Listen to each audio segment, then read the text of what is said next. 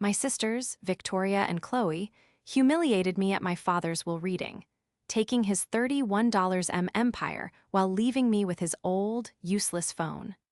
So I unlocked it and exposed the multi-million-dollar lie that got them arrested and gave me everything.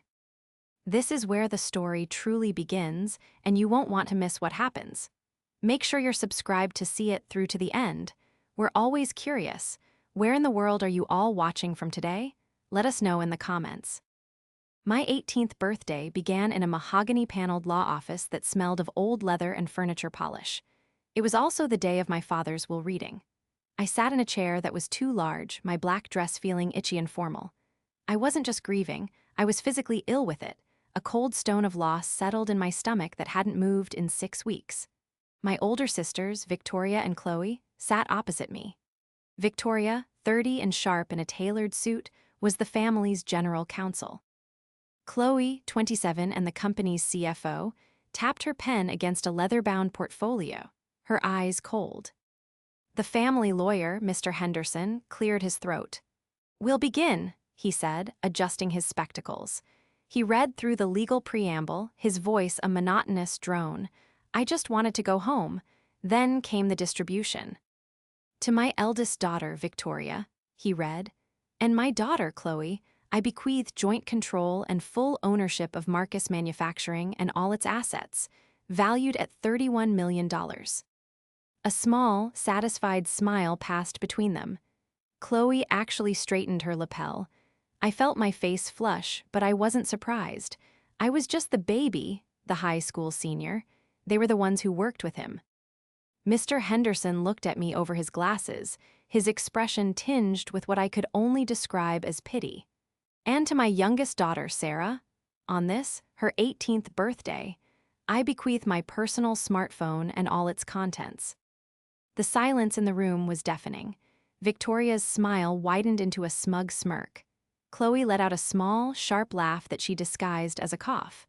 The lawyer slid a sleek, dark phone across the polished table. It was dead, worthless, a final, cruel joke. They got an empire, I got a paperweight. The humiliation was so sharp it eclipsed my grief. The betrayal was worse than the inheritance itself. That night, I sat on my bedroom floor, the phone clutched in my hand. My sister's laughter echoed in my head. After the reading, Chloe had patted my shoulder with theatrical pity.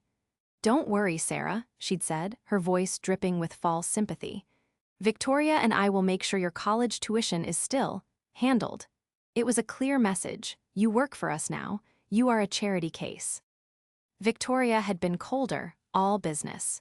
"We're holding an introductory meeting with the board tomorrow to discuss restructuring," she'd told Chloe, completely ignoring me.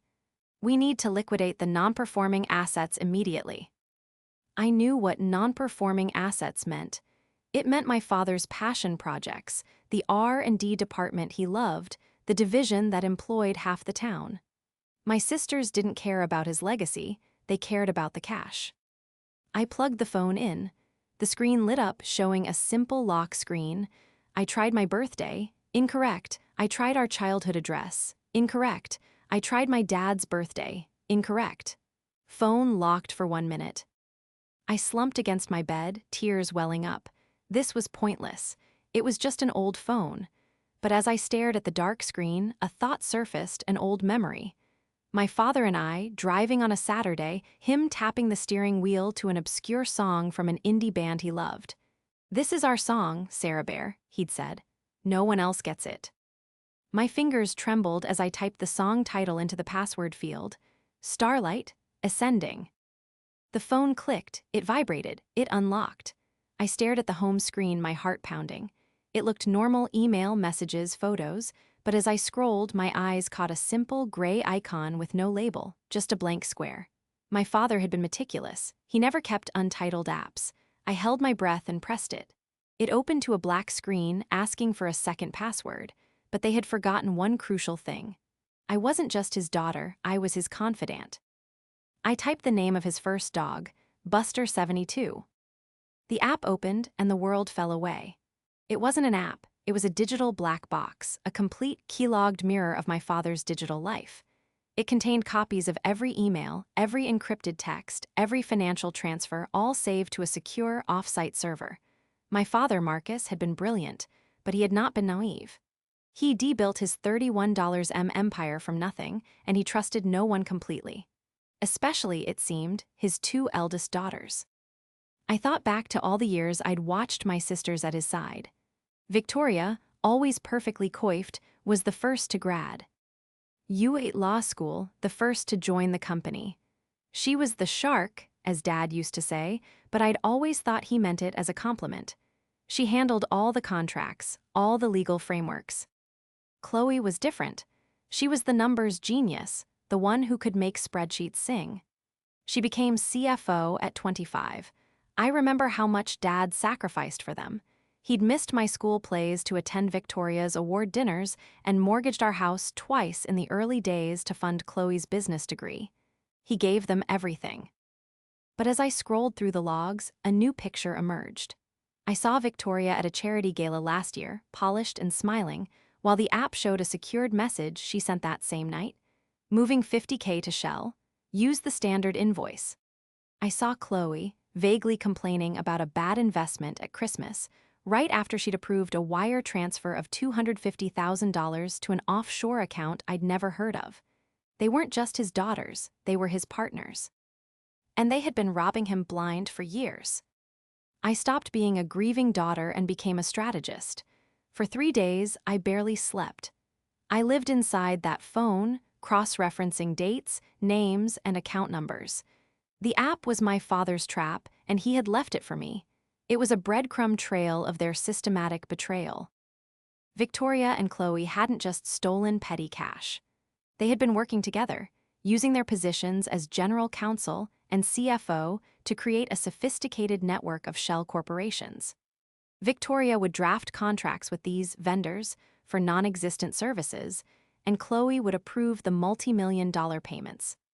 The $31 empire they inherited was just what was left over, the portion they hadn't managed to siphon off yet. Their plan to liquidate non-performing assets was a final cash grab. They were going to sell the company for parts, divert the proceeds, and then declare bankruptcy, leaving the employees with nothing and blaming it on my father's poor management. I felt a cold, hard rage I'd never known. This wasn't just about money, it was about his name. I used the phone to access my father's private email, and that's when I found the real key. It was an email to his private attorney, not Mr. Henderson, but a specialist in trust and estate law. Attached was a document and a video file. I opened the document. It was a separate, legally binding trust. Then I played the video. My father's face filled the screen. He looked tired, but his eyes were sharp. "Sarah," he said, his voice raw, "if you are seeing this, it means I am gone and you were smart enough to find your way here. I'm so sorry, sweetheart. I've known for 6 months what Victoria and Chloe are doing." He paused, taking a breath. "The company they inherited is a shell. Their greed has poisoned it. But the true legacy, the value, is in the founding patents. As of the timestamp on this video, those patents, along with my entire personal fortune, are held in this new trust. A trust that activates and names you the sole beneficiary. The moment this video is presented as evidence. I needed to see their faces. Armed with the phone, I drove to the corporate headquarters. I found Victoria and Chloe in the main conference room, poring over blueprints with a team of developers I didn't recognize. They were already planning to sell the land. "What are you doing here, Sarah?" Victoria snapped, not looking up from her papers. "This is a private meeting." "What are these shell companies?" I asked, my voice surprisingly steady. "Solis Ventures, Ethelred Holdings." Chloe's head snapped up. Her face went pale. Victoria dropped her pen, which clattered loudly on the glass table. "How do you know those names?" "Dad's phone wasn't as empty as you thought," I said. I held it up.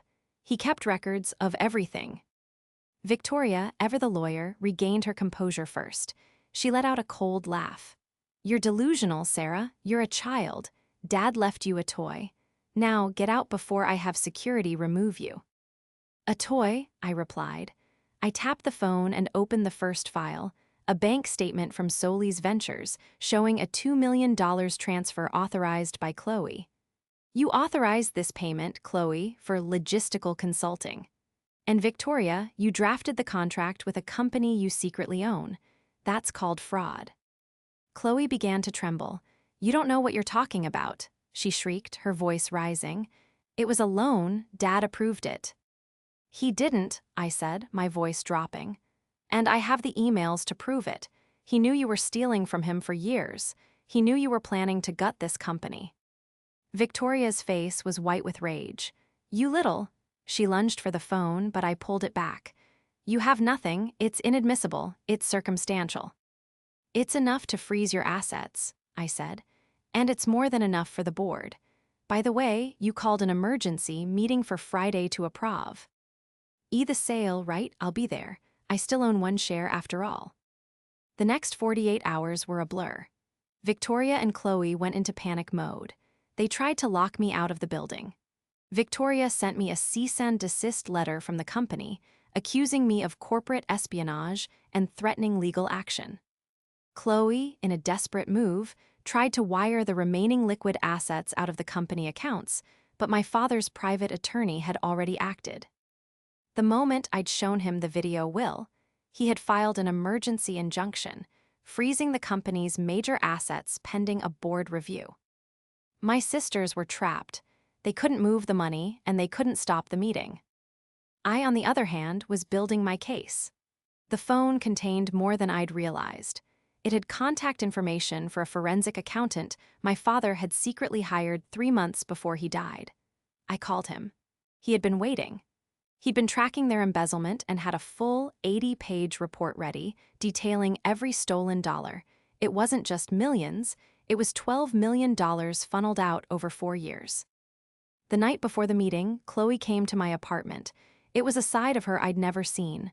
The polished CFO was gone. She was crying, her makeup smeared. Sarah, please, she begged, standing in my doorway. Victoria, she pushed me into it. She said it was just reallocating assets. That Dad wanted us to have a safety net. A $12 million safety net? I asked, unmoved. You're not sorry you did it, Chloe. You're just sorry you got caught. She'll ruin you, Chloe sobbed.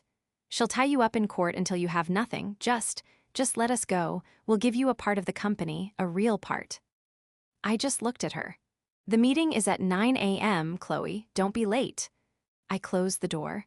The spell was broken. Any lingering loyalty I had to them, any childhood memory of sisterhood, was gone, replaced by the cold, hard truth on that phone. The boardroom was packed. The entire board of directors, grim-faced and nervous, sat around the long mahogany table. Victoria and Chloe were at the head, looking pale but defiant. I took my seat at the far end, the one reserved for minor shareholders. This meeting is to approve the final sale of Marcus Manufacturing, Victoria began, her voice strained. Due to financial irregularities. Discovered after our father's passing, a full liquidation is the only way to satisfy our creditors and... That's a lie, I said, standing up. Every head turned to me. Sarah, you are out of order. Victoria slammed her gavel.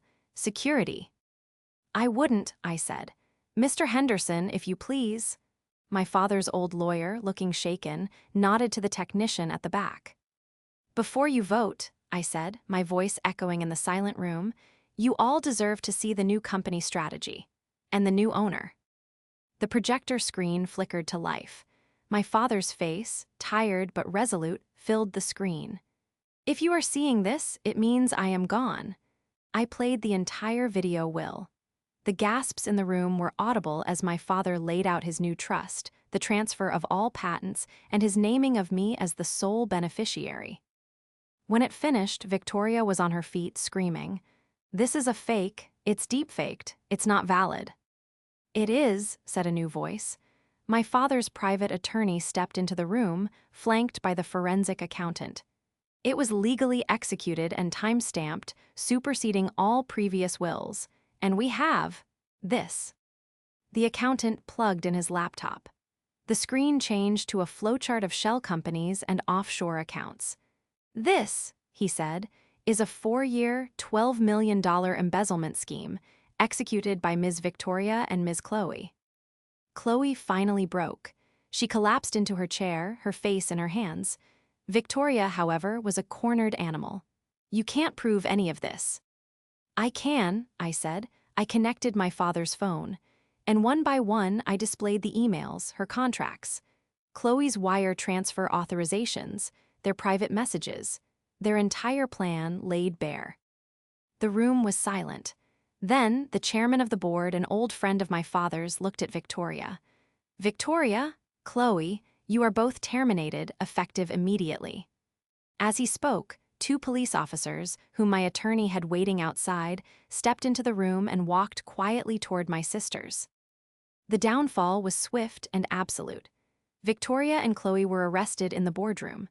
Faced with the mountain of digital evidence from my father's phone and the accountant's report, they had no defense. They were charged with multiple counts of fraud, embezzlement, and conspiracy. Their assets were frozen and their reputations destroyed. They lost everything they had stolen and everything they thought they had inherited. The company, however, was saved. With the personal trust my father had left me, I had the capital to call off the sale and pay the IMD. I ate debts my sisters had manufactured. The patents, the true heart of the company, were secure. I stepped in, not as a CEO, but as the owner, and my first act was to promote my father's longtime VP of operations, a man he had trusted completely, to run the company.